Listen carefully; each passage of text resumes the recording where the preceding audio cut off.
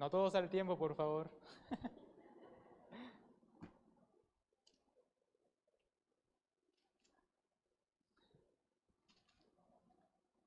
Bueno, yo voy a hacer entonces primero una... Bueno, no es como tal una pregunta, sino pedir el favor de una aclaración. Al hermano Felipe que hablaba de la elección incondicional. De pronto alguno ha escuchado el término doble predestinación. Entonces, para que se aclare un poco, ¿cuál es el concepto reformado, el concepto que nosotros como iglesia tenemos de lo que es la doble predestinación? Porque hay quienes enseñan de que de alguna manera Dios participa activamente en el pecado de aquellos que se pierden. Entonces, para aclarar esa idea y presentar cuál es la posición correcta que nosotros como Iglesia Bautista Reformada tenemos. Ok, en el pasaje que leímos en Romanos capítulo 9, nosotros encontramos allí que Dios escogió a primero Isaac, luego habla de Jacob y nos pone el ejemplo también del faraón. En el caso de Isaac, en el caso de Jacob, él los eligió por medio de su misericordia. Dios fue misericordioso para con ellos. Pero en el caso de Faraón, en el caso de Saúl, Dios los dejó en su pecado, en esa condición en la que se encontraban a causa del pecado de Adán, muertos en sus delitos y pecados, y simplemente los deja sin ser Dios autor de pecado. Dentro de su soberanía, Dios permite estas cosas, pero el hombre es responsable de su pecado. Y como leíamos ahí en el texto, Faraón dejó que su corazón se endureciera para que Dios mostrara su poder y su gloria en él. Y como lo decía, la gloria de Dios se muestra tanto en la justicia de unos que los deja en su pecado y en la misericordia que ofrece a otros cuando los elige para salvación.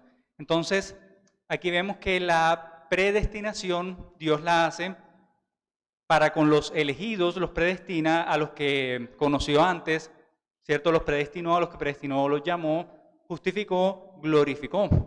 Entonces, digamos que esa sería la posición que vemos desde Romanos 9 acerca de la predestinación de los creyentes. Ok, gracias hermano.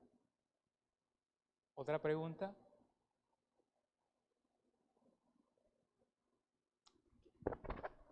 Yo quisiera agregar algo antes de la siguiente pregunta.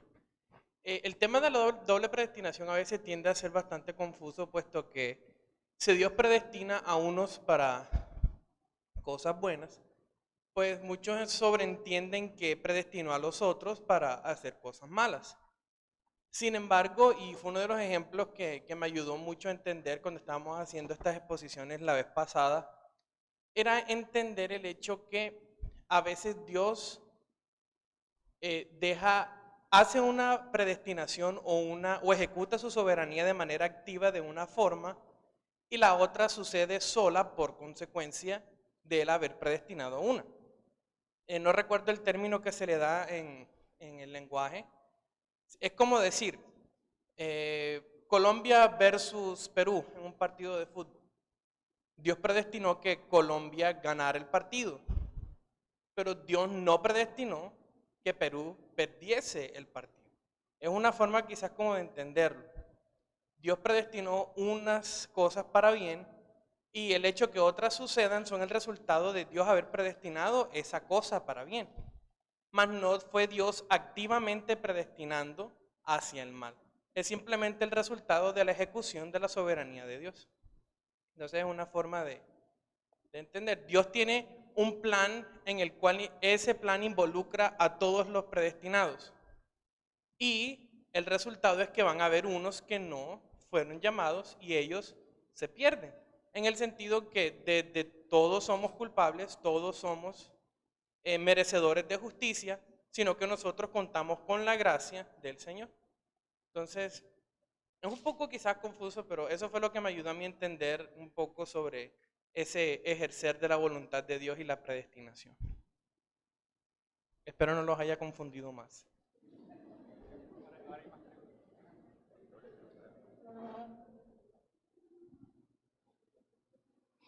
La pregunta es para cualquiera que quiera responder. En Lucas, la parábola de la gran cena, ¿cierto? Hay un versículo donde dice que él manda, ¿cierto? Manda a buscar, manda a invitar a la cena, pero no vienen. Tienen algunas excusas y después él dice, fuérzalos a entrar. Entonces, si existe alguna relación de esa parábola con las doctrinas de la gracia o cómo interpretamos, ¿cierto?, esa parábola a la luz de las doctrinas de la gracia.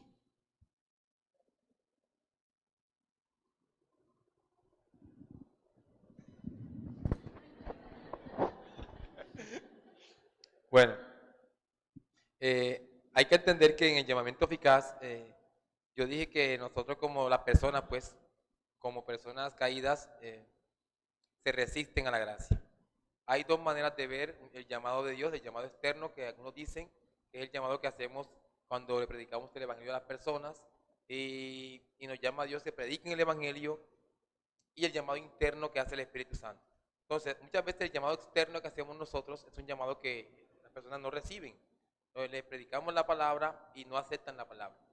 Pero a los que son llamados internamente, eso, se escuchan la palabra y la palabra de Dios y el Espíritu Santo obra en ese corazón y esa persona viene a los pies del Señor. Entonces, los que son forzados precisamente son aquellos en los que obra el Espíritu Santo. Son aquellas personas que Dios les concede esa gracia de escuchar y de venir. O sea, muchos escuchan, como en el caso de los judíos, en el caso de muchos fariseos, que tenían la palabra y cuando el Señor les predicaba, nunca aceptaron su mensaje, nunca lo aceptaron como Dios. Pero cuando vemos que muchos creyeron, esas personas sí verdaderamente fueron cambiados por el Espíritu Santo. Entonces, aquellos que son llamados y que no aceptan, y aquellos que son forzados son aquellos en los que obra el Espíritu Santo, le cambia su condición de rebeldía y vienen entonces libremente a los pies del Señor. O sea, nunca debemos ver, y eso fue una de las cosas que anoté, y que uno cuando lee en este tema del llamado eficaz, es que no podemos ver el llamado como algo que le causa, que es malo, que le causa un mal a la persona. Yo no quiero ir, pero como eres Dios, y quien resiste a Dios, voy a las malas, no quiero ir, pero Dios me trae y no quiero, pero Él me trae porque es Dios y quién puede con Dios. Entonces no es ver esa parte de forzar como algo que el hombre no quiere hacer y Dios lo hace. Entonces cuando el llamado es eficaz, eso cambia la voluntad del hombre y libremente y sin ver ese forzar como algo malo, vemos que Dios los trae para que vengan a su reino con toda la disposición y la alegría que causa la salvación.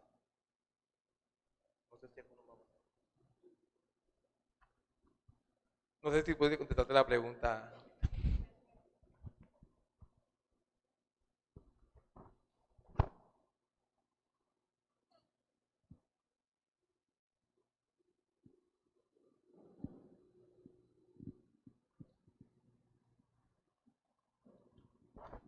Buenas, hermano Felipe.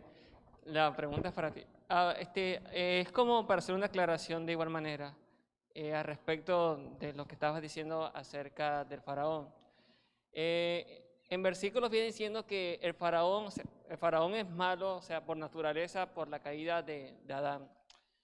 Él es malo por naturaleza. Y en el texto de Éxodo viene hablando de que él endureció su corazón, pues.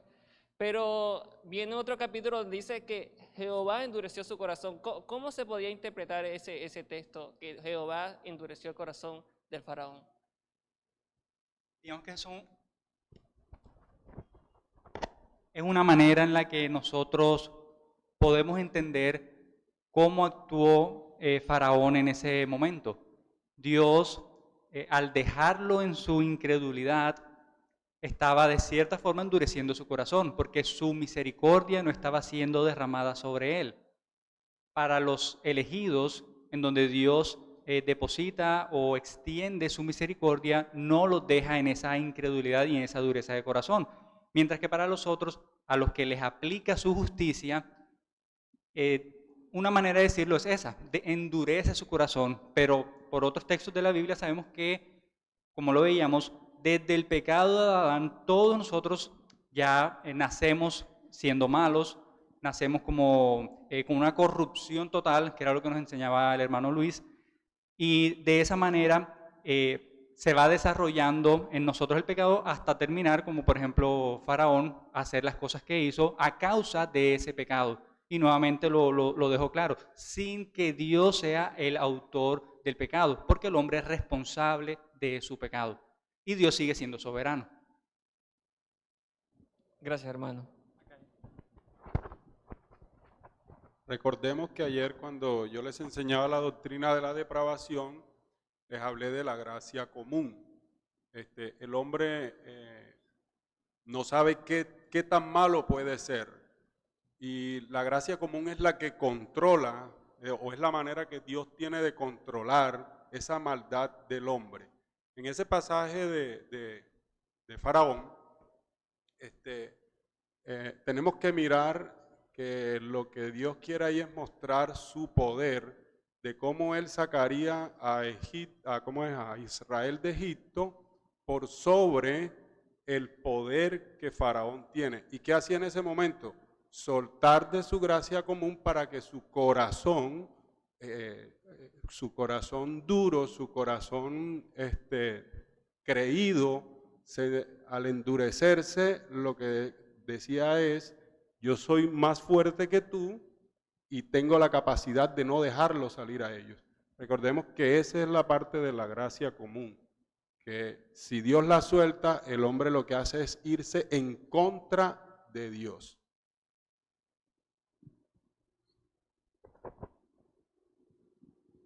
¿Otra pregunta?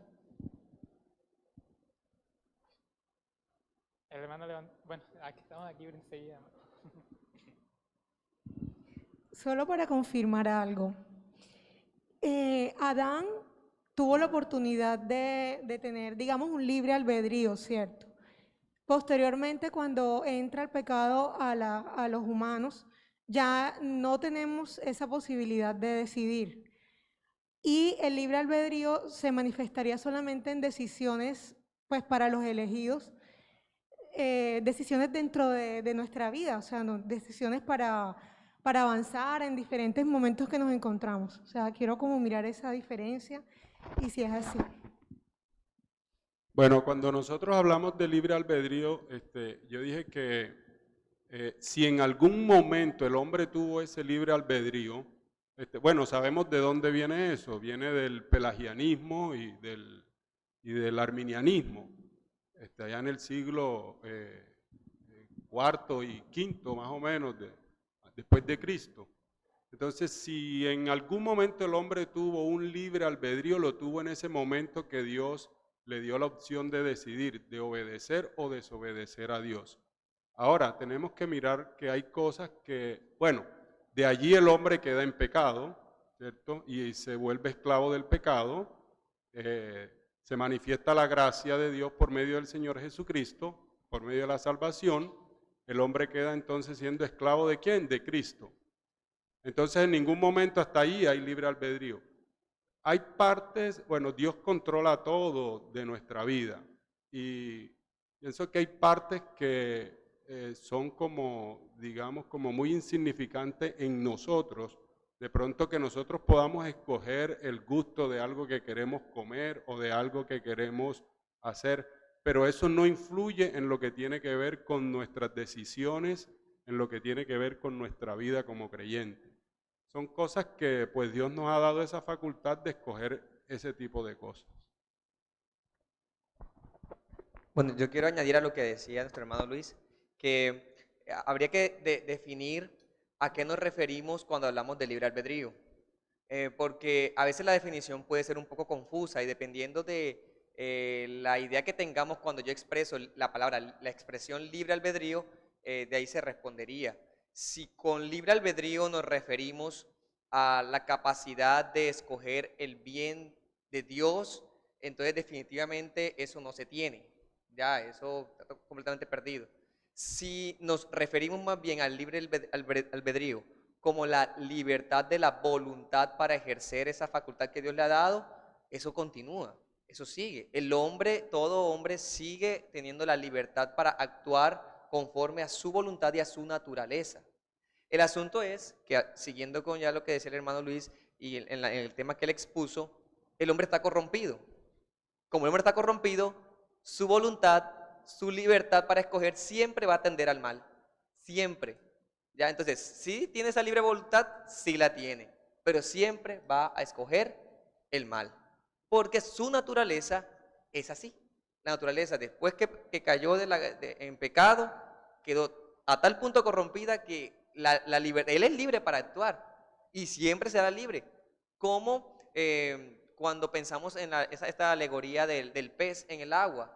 El pez en el agua es libre, pero está limitado por su naturaleza, y es que solamente puede estar en el agua.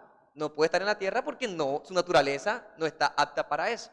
Así, el hombre impío es libre para actuar y tomar cada decisión, pero dentro de esa naturaleza pecaminosa. ¿Ya? Entonces, eso sí, definitivamente. El hombre es libre, pero nunca podrá escoger a Dios porque tampoco quiere.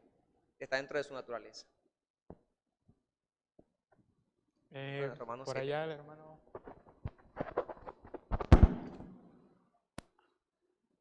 Ya va, hermano.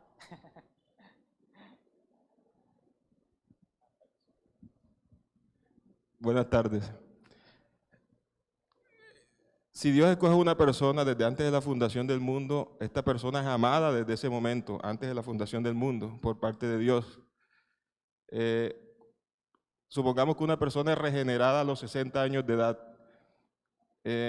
Las Escrituras también dicen que el pecador es aborrecido por Dios todos los días de su vida.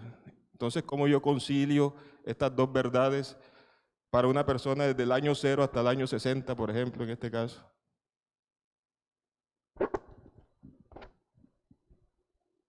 Bueno, se nos dice que somos escogidos antes de la fundación del mundo, que Él nos amó desde antes de nacer. De manera que esa persona de 60 años, como el hermano lo plantea, ya era elegida desde mucho antes. Y digamos, a través del tiempo llegó el momento que Dios había predispuesto, en el tiempo en el que Él había predestinado para que ocurriera esa salvación a través de la predicación de la palabra. Él ya era escogido y digamos que en ese sentido ya Dios lo había preparado para la salvación. Pero a otros que no son escogidos, la ira de Dios está todos los días sobre esas personas, sobre los incrédulos, sobre los pecadores y los impíos. No sé si respondí la pregunta. Bueno, en algún momento dado, cuando tuve esa misma inquietud, tuve la oportunidad de preguntarle a un profesor, estando allá en el seminario, de hecho se llama Don Kistler, y él lo que me respondió fue que nosotros fuimos escogidos antes de la fundación del mundo en Cristo. Y él decía que la razón por la cual Él nos amaba, o nos amó antes, habiendo predestinado, es porque nos vio en Él. Pero nosotros, en nosotros mismos, esos 60 años de vida, fuimos objetos de su ira todos los días. Pero al vernos Él en la eternidad, en Cristo, nos ve en amor. Ahí están conciliadas las dos cosas. Nos ven a nosotros en ese tiempo y fuimos objetos de su ira. Y fuimos pasados por muchas dolencias. Seguramente los creyentes que hoy son creyentes tuvieron, y bueno, si fueron a los 30, a los 40, 50, toda una vida de pecado, de perdición, y seguramente recibieron mucho juicio por cada uno de sus pecados cometidos de diversas maneras. Pero eran amados en la eternidad que se fue a manifestar en Cristo. Las dos cosas están, porque el Señor sigue diciendo, nosotros éramos objetos de ira, lo mismo que los demás. Solamente en Cristo es que fuimos amados. Y recordemos también que la salvación del Señor, el año en que se da, digámoslo de esta manera, digamos el año 33 aproximadamente, obró no solamente hacia el futuro, sino que también obró hacia el pasado, pero no digamos que de una manera de que después de muertos, sino que encontramos pasajes como cuando Abraham dice que él se gozaba en los días de Cristo, o sea, convencido de la salvación que a futuro, o sea, que para él en el presente, pero que a futuro se manifestaría. Yo recuerdo que cuando estudié en el seminario, aquí en la PIEN, me leí un libro que en el Instituto Bíblico, no recuerdo el autor porque eran unos compendios que nos daban, y hablaba sobre ese tema y decía que el ejemplo que colocaba sobre eso era que el profeta iba como cuando una persona lleva una carga, van llevando una carga entre dos, y el del medio, la carga va en el centro.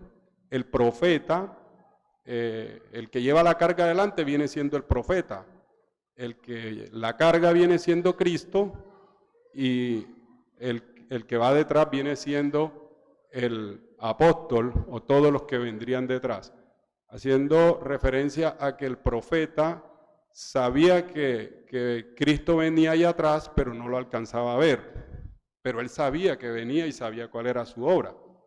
Y el apóstol sí pudo ver tanto al profeta como la salvación en Cristo. O sea, miren que son los dos puntos, pero ambos convencidos de la salvación que a futuro se presentaría.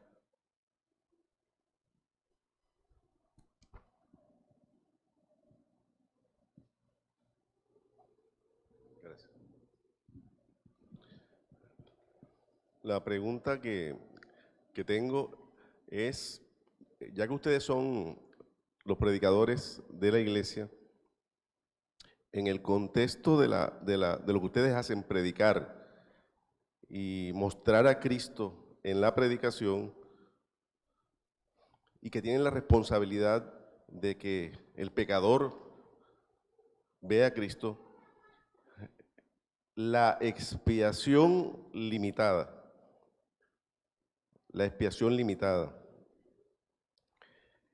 que nos dice que solamente,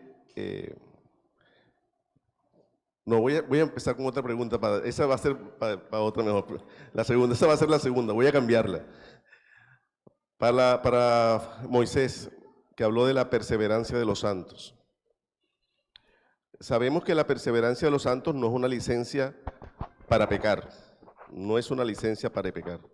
El creyente verdadero que vive esta doctrina sabe que es la obra del Espíritu de santificarlo. Pero en cuanto a lo que se refiere a la disciplina de la iglesia, sabiendo que la doctrina nos habla, la doctrina de la perseverancia de los santos o de la perseverancia del Espíritu Santo, es una doctrina que niega o asegura la salvación eterna del creyente, la afirma, pero que no niega que en el creyente hay pecado y que siempre el creyente de una u otra manera va a pecar. ¿Cuál es el punto de quiebre para determinar, en el contexto de la disciplina de la iglesia, cuando una persona es un auténtico creyente o no? O cuando puede ser dejado, cuando puede dejarse de ser considerado hermano y ser considerado un impío. ¿Cuál es el punto de quiebre sabiendo que todos pecamos? Y que si hoy le decimos a una persona que está reincidiendo en su pecado, no eres nuestro hermano, pero dentro de 6 meses esa persona se arrepiente. O sea, ¿cuál es el punto de quiebre? ¿En qué momento se puede considerar no eres hermano? ¿Sí? La obra del Espíritu Santo no está en ti, no eres nacido de nuevo. ¿Cuáles son los elementos que se tienen que tener en consideración para determinar eso? Bueno, nosotros teníamos claramente en las Escrituras el proceso que debe llevar la iglesia para aplicar la disciplina. Hay una serie de pasos para que lo que busca en última instancia es hacer que ese hermano recapacite de su manera de vivir, de su pecado que está dañando también la comunión con la iglesia. La iglesia no tiene la facultad de decir si una persona es salva o no. Tiene la capacidad de disciplinar y establecer si ese hermano goza o no de la comunión con los creyentes. El final de la disciplina es que si esta persona no hace caso omiso a este llamado, a estas advertencias que está haciendo la iglesia, tenerlo por gentil o publicano. No está definiendo si esa persona es creyente genuina o no, simplemente define que dentro de la iglesia ya no va a tener la misma comunión que tiene un creyente genuino. Pueden haber casos, claro, que un creyente genuino está en disciplina a causa del pecado, pero lo que busca la iglesia es que este creyente genuino regrese arrepentido a la iglesia, sin estar diciendo que es salvo o no es salvo.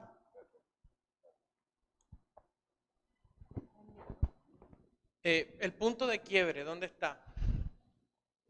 Como tal, hay casos que son bastante visibles, donde uno dice, este hermano no es, este hermano sí es. Recordemos que la fe se evidencia a través de las obras. Así que si nuestro hermano actúa y se ve en lo que hace, es fácil, entre comillas, identificar que realmente es creyente o no. Pero no podemos olvidar lo que Lutero explicaba. Él habla del simul justus et peccator, simultáneamente justo y pecador. Y en ese momento, ahí es donde esa línea se pone difusa. Porque tenemos que dar a veces ese beneficio de la duda. Somos justos, pero somos pecadores. Caemos, pero nos arrepentimos. Pecamos al Señor, pero llegamos postrados a Él para nuevamente buscar de su ayuda. Entonces, esa línea se pone difuminosa en ese sentido. Ahora, hay personas que se engañan a sí mismas, que sus mentiras las creen, que no sabemos realmente que van a ser salvos sino hasta que el Señor llegue. Señor, Señor, en tu nombre, apartados de mí, hacedores de maldad.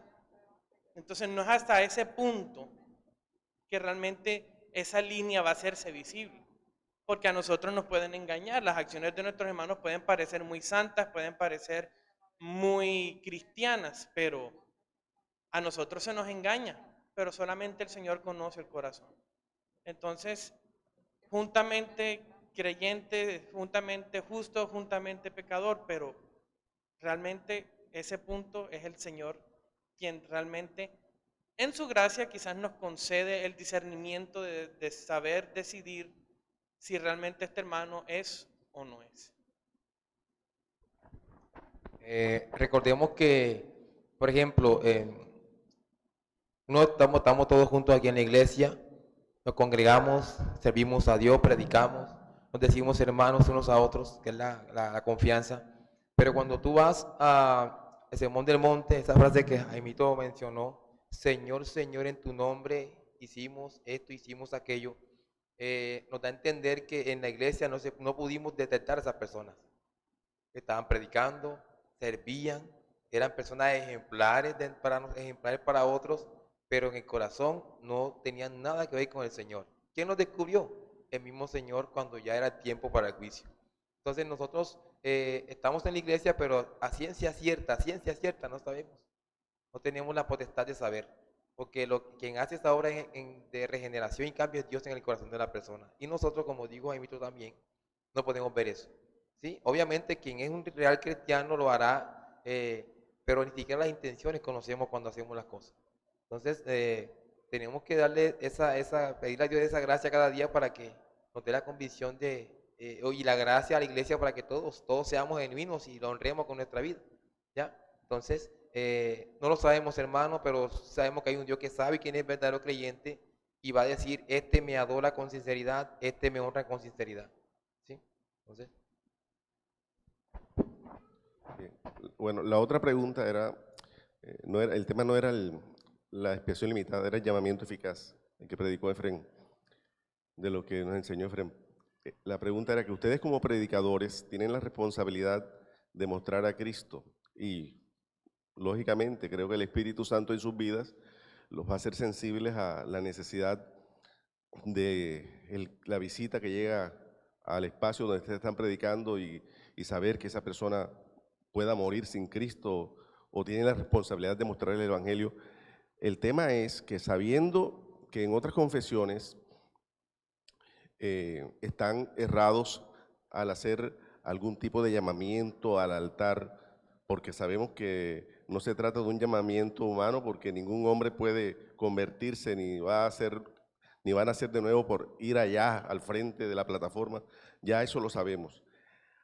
Es obra del Espíritu Santo quien hace nacer de nuevo. ¿Hasta qué punto entonces ustedes como predicadores pueden darse la licencia, ¿sí?, o los predicadores reformados de hacer un llamado general al pecador? Pecador, ven a Cristo. Estamos suponiendo entonces que ya Dios hizo una obra preparando ese corazón, o la está haciendo en la predicación, o simplemente asumimos que pueda hacerse. Podemos hacer ese llamamiento sabiendo que hay momentos en la predicación en que entre comillas, hay un sentir para no usar pero la verdad es que vemos la necesidad de tirar la atarraya para esos peces, en ese sentido de saber que hay almas que necesitan de Cristo. ¿Hasta qué punto se pueden dar la licencia ustedes de decir, pecador, ven a Cristo, cuando es una obra del Espíritu? ¿O tenemos que hacer silencio?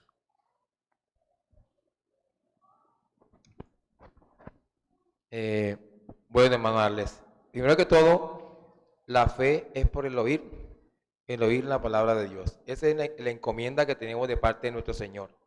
Y otra cosa importante que debemos discernir es que el hombre debe entender que es un pecador. Sabemos que si yo le digo al hombre, arrepiéntete y cree, el hombre no puede hacer eso. El hombre está incapacitado. Lo que hacemos nosotros con esa labor de predicar es porque Dios nos demanda que prediquemos. Es un mandato divino, prediquen. La obra de regeneración no es de ustedes. Ustedes tienen que predicar. Y lo demás lo hago yo. Si Él va a salvar, salva. Si Él va a dejar a la persona fría, la va a dejar. Pero nuestra labor, nosotros no tenemos licencia. No podemos agregarle a lo que Dios nos ha demandado. Si Dios dice, la fe es por el oír la palabra de Dios. Si cuando hablamos de llamado eficaz, hablamos del Espíritu y de la palabra, tenemos que limitarnos a las ordenanzas de nuestro Dios. Entonces, yo no puedo saber si cuando prediqué a esta persona y esta persona lloró y levantó la mano, fue salva. Porque yo no estoy para discernir eso. Es como la hermana que una vez me decía, hermana Efren, estoy enojada, estoy brava con un señor vecino mío que le estoy predicando y predicando, y ese señor, y me decía con mucho enojo que no se convertía.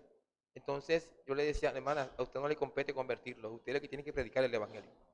Entonces yo llamo al hombre pecador a que se arrepienta, yo llamo al pecador para que crea, pero lo que quiero mostrarle al hombre es que se dé cuenta que es culpable. Pero ante esa culpabilidad tiene que depender de la gracia de Dios para que lo cambie, al escuchar la palabra y creer. ¿Sí? Nosotros como creyentes estamos llamados a una sola cosa. El mensaje que tenemos que dar es el mensaje real del evangelio, predicarle a las personas y esperar que Dios en su gracia obre y los salve. Yo por eso admiro mucho la obra del pastor Paul Washer. Washer no tiene en sus exposiciones, y ustedes las pueden encontrar en internet, él no dedica mucho tiempo a hablar de grandes rasgos de la teología. Él no empieza a hablar de doble predestinación, no empieza a hablar llamamiento eficaz, predestinación, no empieza a hablar de estas cosas. ¿A qué se dedica Washer? Predicar el evangelio. ¿Por qué? Porque él considera que al todo el que le predica es inconverso. Y su misión está en llevar el evangelio. ¿Y qué predica? El evangelio. ¿Quién se convierte? El que el Señor quiere. Su misión es sencilla, predicar el evangelio. Nosotros nos sorprendemos mucho quizás de las obras de muchas personas que son teólogos extraordinarios, pero Washer resumió su vida y fue a eso, predicar el evangelio neto y puro. Eres pecador, necesitas a Cristo, arrepiéntete y ven a Él. Que la iglesia es convertida, sí, lobos disfrazados de ovejas. No los conozco, todos son pecadores, predico el evangelio. Yo creo que esa es una manera sencilla de uno, utilizando tu palabra, esa es nuestra licencia. Si yo no conozco a la iglesia, para mí todos son pecadores y yo predico el evangelio. Bueno.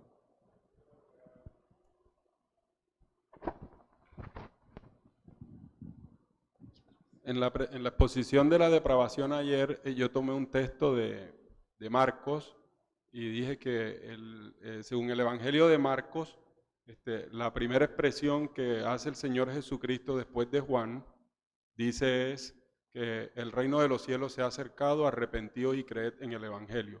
La primera expresión que el Señor Jesucristo nos está mostrando a nosotros es arrepentidos. Arrepentidos y creed. Mira lo que está diciendo. No tienen la capacidad, pero tienen que arrepentirse. Yo me he acercado porque es el reino de los cielos. ¿Y hasta dónde sería el límite? Yo diría que hasta el de Juan el Bautista, que no hizo más que predicar y mostrar el pecado y hasta dónde lo llevó.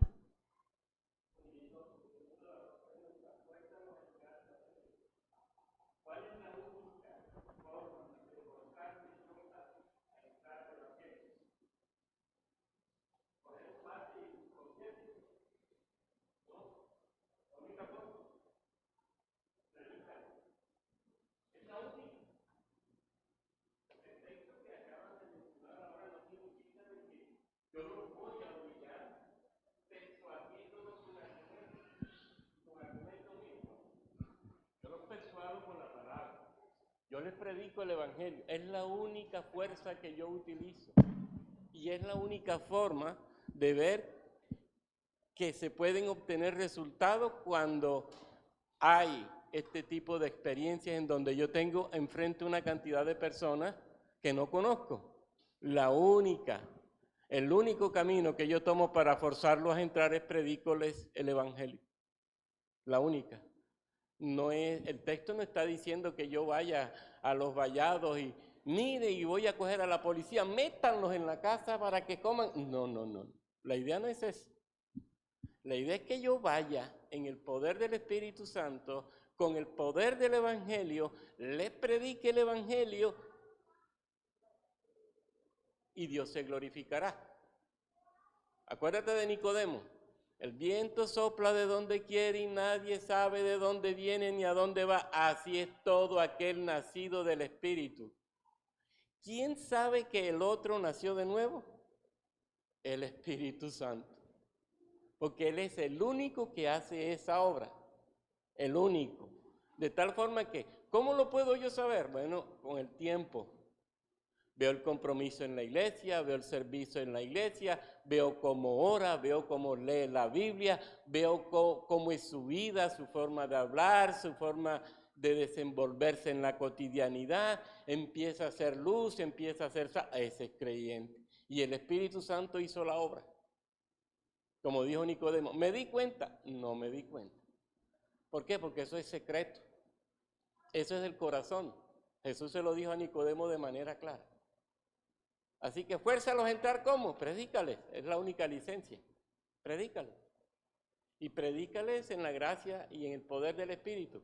Ya el Espíritu mismo hará lo que tiene que hacer y se glorificará, porque esa es la respuesta que nosotros esperamos. Veremos en el futuro las transformaciones por la gracia de Dios en la vida de la persona.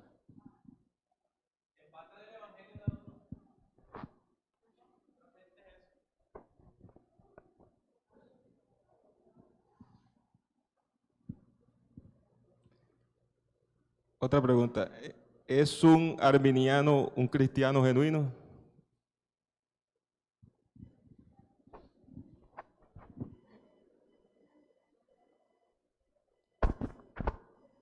Por ahí acaban de decir que el viento sopla donde quiere, no sabemos, puede que sí, puede que no.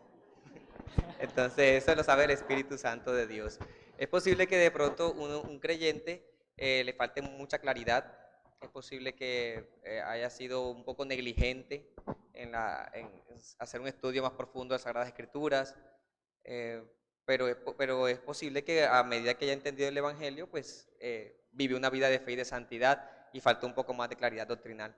Eso nos lleva a ser humildes y reconocer que habrá creyentes que aún están en denominaciones predominantemente arminianas, recordando lo que hablamos ayer del arminianismo y su posición respecto a la salvación, por la claridad que no han tenido.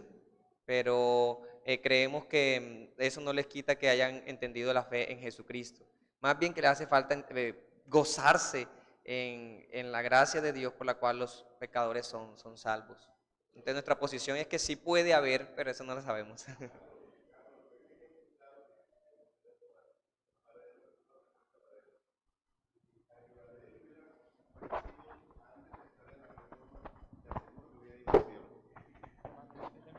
Bueno, esperemos. Hay un pastor reformado que cuando era arminiano y conoció de la reforma expresó estas palabras. Hoy todavía las expresa, pues dice, ¿por qué no conocí yo esto antes? Y él es un cristiano genuino. Hay una ilustración que nos ayuda a entender un poquito más esto. Se la escuché a un pastor ya hace un tiempo atrás. Pueden haber dos personas que se dirigen a los Estados Unidos. Los dos van a tomar un avión. Hay uno de ellos que sabe cómo funciona un avión, los motores, cómo hace para volar, para que no se caiga. Toda la parte técnica, es ingeniero, lo sabe todo. Y el otro no sabe nada de ingeniería. Pero los dos llegan al destino. Entonces muchas veces, digamos en el caso de los arminianos, no entienden perfectamente estas doctrinas, la revelación bíblica, pero al final, si han creído en Cristo, si se han arrepentido de sus pecados, si han depositado toda su fe en Cristo para salvación, entonces también son salvos. Puede que no tengan ese entendimiento amplio de estas doctrinas, pero van a llegar al fin porque han depositado su fe en Cristo. Entonces yo creo que esa ilustración pues ayuda a entender un poco más esto. Bueno, mi pregunta tiene que ver con un comentario que ya yo había oído, pero no soy familiar con eso. ¿Es posible que a una persona la toque el Espíritu Santo y que pues no sea regenerada por un corto tiempo? ¿Eso es posible? ¿A qué te refieres con que la toque el Espíritu Santo? Creo que tenía que ver con que alguien una vez le habló a un amigo de su pecado, entonces lo que él pensaba era que él había aceptado que era un pecador, pero entonces como que eso no causó un efecto más allá de eso. Entonces para él lo que me decía era que, sí, ya lo he oído varias veces, de que el Espíritu Santo puede por un corto tiempo tocar a una persona, como cuando sí se da cuenta de su pecado y hasta lloran y todo eso. ¿Es posible o es simplemente un engaño y no era el Espíritu? Bueno, lo que nos enseña capítulo 1 de Romanos, capítulo 2, es que el hombre sabe que ha ofendido a Dios. Es decir, Dios a través de la revelación, a través de la naturaleza, pues es un Dios que se da a conocer. Y el hombre lo que hace es rechazar esa verdad, rechazar ese creador que nos ha creado. Con el tiempo algunos pueden permanecer en ese pecado a tal punto de cauterizar la conciencia, mientras otros pueden pueden darse cuenta de ese pecado, pero eso no significa que vayan a ser salvos, simplemente es una revelación que tenemos y que en el caso de los elegidos pues van a terminar en salvación. No sé si alguno quiere agregar algo. Muchas veces las personas confunden los frutos del Espíritu. Entonces, cualquier emoción pasajera que me da cuando me escucho la palabra llorar, brincar, gritar, ya creo entonces que esa es una manifestación del Espíritu. Pero cuando vamos a la Biblia, una de las cosas que vemos de los frutos es que hay dominio propio. Amor, gozo, paz, benignidad, bondad, fe. O sea, se confunden los frutos del Espíritu. Incluso hay personas que pueden ver como una evidencia del Espíritu que conocen algo de la doctrina, pero no es suficiente eso. ¿Ya? Hay personas que conocen la doctrina y ya creen que son cristianos, ya creen que el Espíritu Santo está en ellos, pero no es así, porque no son personas genuinamente convertidas. Cuando está el Espíritu Santo, hay dominio propio y hay conversión real en esa persona.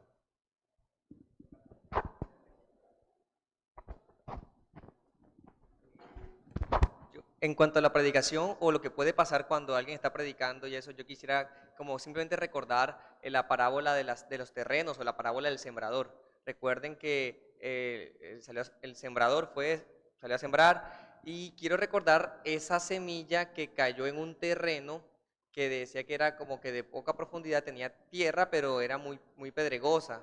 Y dice, cuando Jesús interpreta la parábola, dice que son personas que escuchan la predicación, escuchan la palabra de Dios y la reciben con mucho gozo. Y pareciera que creciera un poquito y luego se quema y se muere. Lo que deja ver que realmente no hubo una obra real, vivífica, salvífica en esa persona. Entonces, hay personas que la emoción, y puede que duren un tiempo, así como está la otra de los espinos, que la ahogaron las preocupaciones y los afanes y tampoco dio fruto, que nos muestra que esos terrenos, o sea, de los 4 tipos de terrenos, solo uno, el último, dice que era buena tierra, quiere decir que ya el Señor había hecho una obra allí para que realmente hubiese una conversión.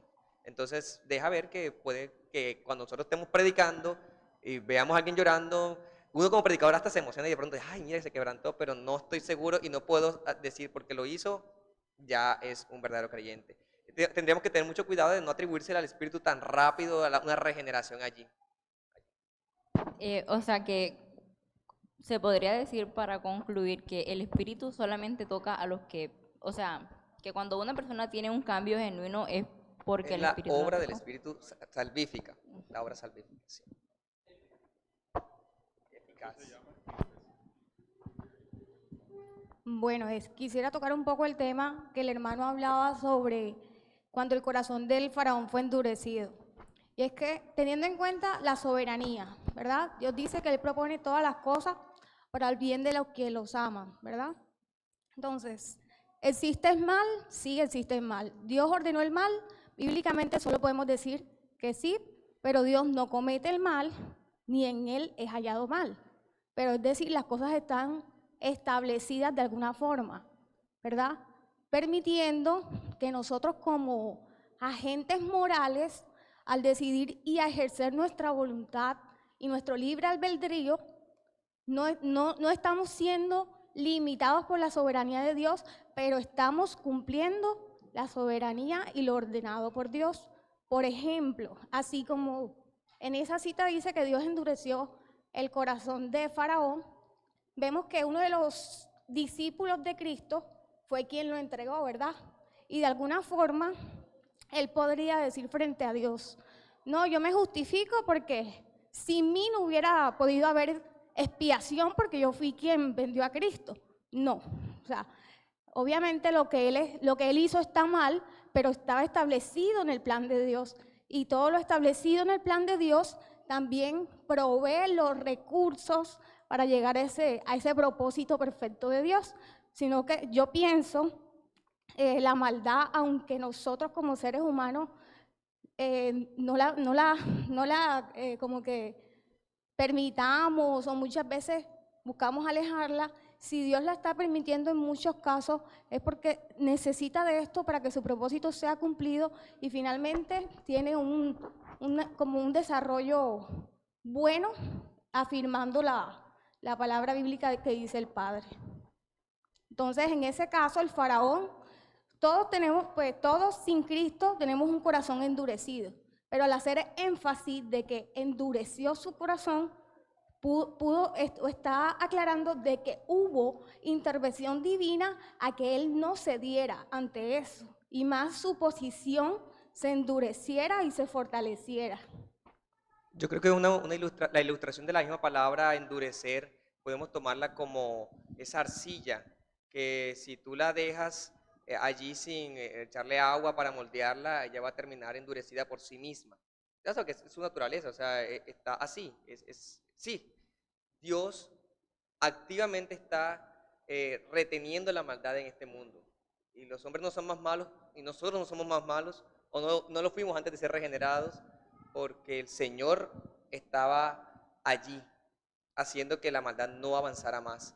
Faraón es un claro ejemplo de cuando Dios es como si retirara un poco más de esa gracia preservadora, dejándolo que se endurezca como su propia naturaleza, como si fuera una arcilla que creo que alguna vez hemos manejado, una plastilina que dejamos allí, con el tiempo va a terminar endurecida, por sí misma, nadie tiene que hacerle algo adicional para que se endurezca.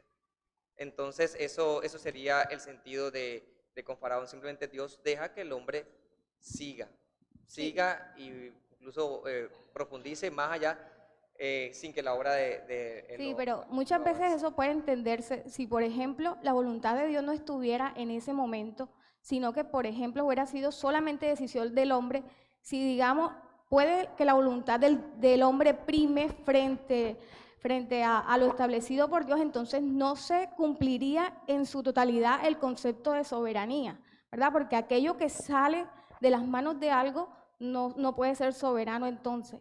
Entonces ahí, pues, teniendo en cuenta el concepto de soberanía y que en todo está Dios incluido, ¿verdad? No es que Él esté poniendo mal en su corazón, pero sí necesitaba que eso sucediera en Él. No sabemos por qué Dios también permite la maldad en el corazón de algunas situaciones o algunas personas, pero era necesario para que su propósito fuera cumplido, ¿verdad?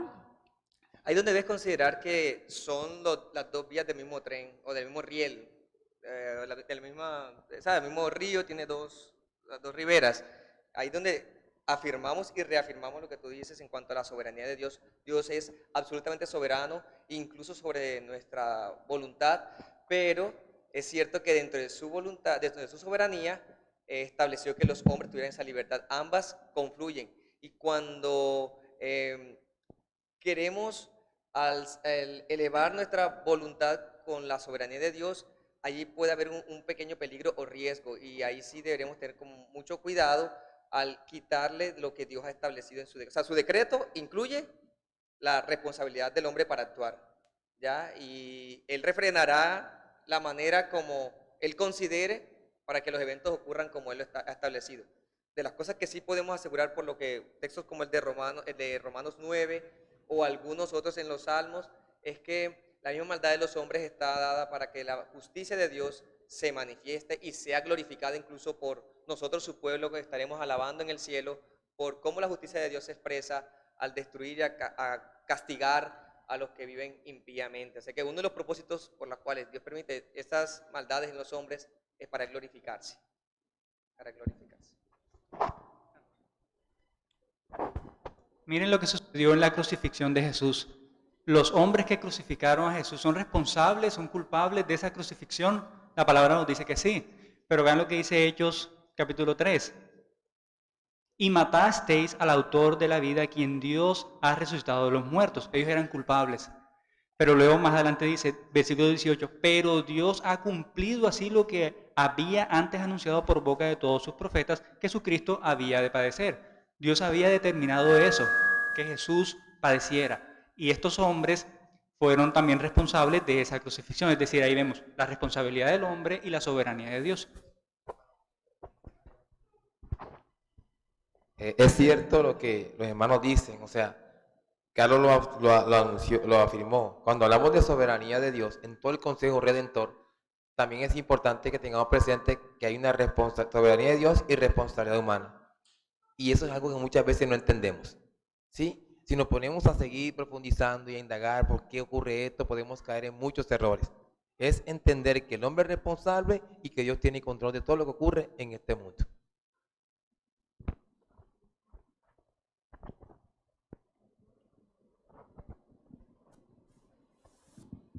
Bueno, mi última pregunta. Tengo muchas preguntas. Yo creo que en esta coyuntura que estamos viviendo, estamos en este mundo, no somos de este mundo, pero tenemos que decidir en este mundo. Se acercan unas elecciones donde entendemos la doctrina de la depravación, es decir, yo entiendo que las personas que se están haciendo elegir no son cristianas 100%. ¿Cómo sería mi actitud como creyente, ¿sí? Frente a eso? O sea, mejor me hago a un lado y no voto, pero es que si no voto no estoy ejerciendo mi derecho. Yo porque me muevo en esa función, o sé que tengo ese derecho, pero no sé, o sea, ¿cómo debemos nosotros los cristianos mirar? O sea, me alejo porque hay depravación total, este mundo se va a acabar, eso nadie lo va a arreglar. O puedo escoger entre ellos el mejor, pero ninguno es mejor. Nosotros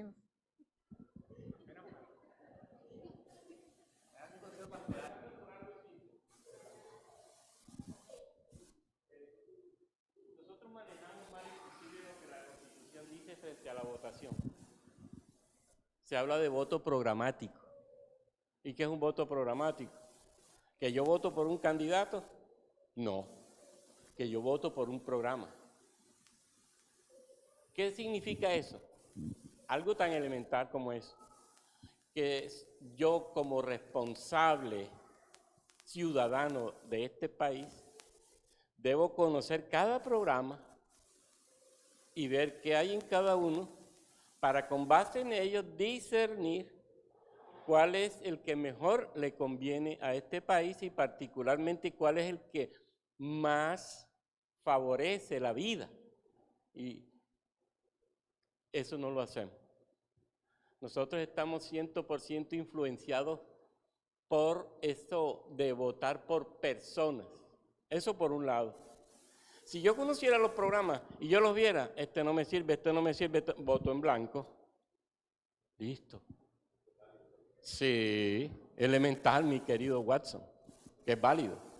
Si yo estudio bajo discernimiento los programas, yo veo que ya uno habló en contra del cristianismo. Ya yo sé que por ahí no voy. Ya he visto que... El problema, ¿cuál es de nosotros? En este sentido, Dios nos da la capacidad, desde la Escritura, y usando nuestra razón, sujeta a la Escritura, vamos a los programas, los leemos, los entendemos, los comprendemos, discernimos, ¿y cuál es el mejor? Y si no hay ninguno, yo lo siento, pero no voto por ninguno. Voto en blanco. Por eso está la casilla de voto en blanco.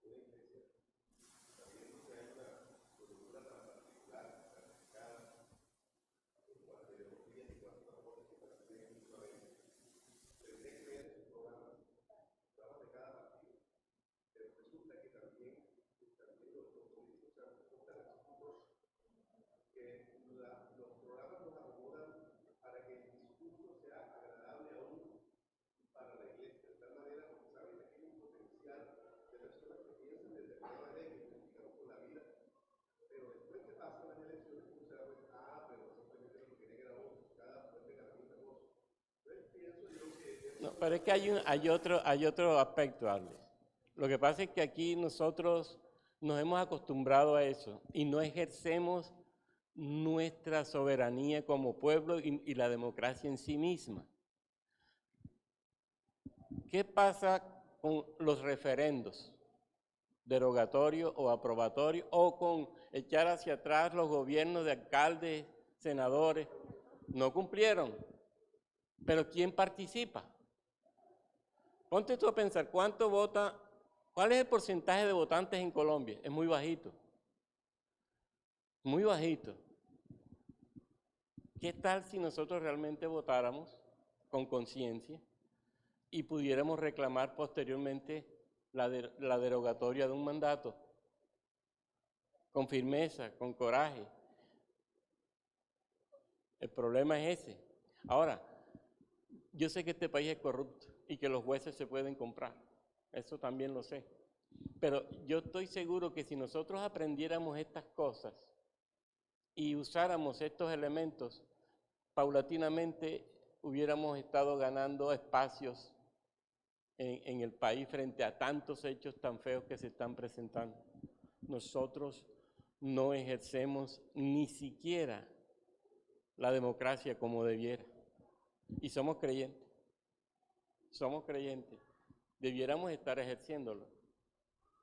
Porque esa es nuestra responsabilidad, es un compromiso. ¿Por quién? Yo miro y respondo. Los pueblos tienen que aprender eso. Las naciones desarrolladas educan a sus niños desde la más tierna edad en política. ¿Y esos países cómo están? Porque están ubicados políticamente y saben qué pueden hacer frente a un hecho bochornoso de un candidato o de un administrador. Nosotros no. Nosotros estamos acostumbrados ya, uno, a la dependencia. Somos dependientes de. Y dos, a la corrupción. Mira, yo he oído compañeros abogados que dicen, mira, Dime la verdad a mí que yo monto la mentira. Por favor. ¿En qué país estamos? O no te preocupes, yo hablo con. Eso pasa. Y nosotros estamos como cristianos como que alejados de eso, no nos interesa. Nos cerramos acá solitos. Qué bueno que aprendiéramos todas estas cosas para un día también usarlas y poder levantar nuestra voz y decir, caramba, no.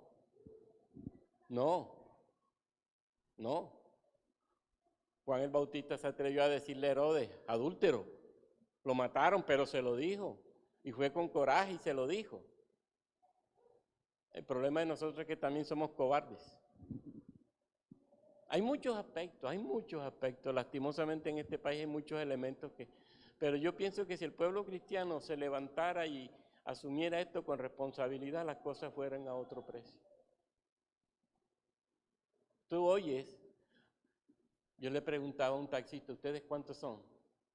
Nosotros somos, no sé si 3,000 o 2,000 taxistas. Yo le decía, ustedes pueden poner aquí un candidato. Y dice, una a los taxistas a ver qué pasa. Esto es la pelotera más grande. Eso somos nosotros. Eso. Entonces, ¿cómo lograr esto? Uno, hay que orar. Padre, venga a tu reino, hágase tu voluntad en la tierra como en el cielo. 2, tenemos que asumir nuestras responsabilidades como parte de esta ciudadanía y del pueblo cristiano. Y 3, tenemos que ser arriesgados. Y eso solo da la gracia y el Espíritu de Dios. Hermano, se acabó. Eso era lo que quería que dijera. Vamos a orar, hermano. Vamos a orar. Vamos a orar. Dios bueno, Dios de gracia y de misericordia, realmente nos gozamos en esta tarde y en estos 2 días, o en este día y en la noche de ayer, de todas estas temáticas que hemos compartido, todas referidas a las doctrinas de la gracia. Qué bendición, Señor, aprender de ellas, qué bendición, Señor, que tú nos eduques para que cada día podamos discernir más y mejor lo que significa vivir para ti y glorificarte a ti. Gracias porque sabemos que tú harás con cada uno de nosotros lo que has establecido y harás que esta palabra en cada uno de nosotros sea exaltada. Gracias por los predicadores, gracias por este tiempo, gracias por tu obra en estas sesiones. Y a ti, Señor, por todo, te damos la gloria, la honra y la alabanza, porque en definitiva eres tú el soberano que hace y hará lo que tiene que hacer con todo lo que hemos aprendido en cada uno. Gracias, Señor. Gracias, Señor. Bendito seas por siempre, en Cristo Jesús y en el Espíritu Santo. Amén. Dios les bendiga, hermanos.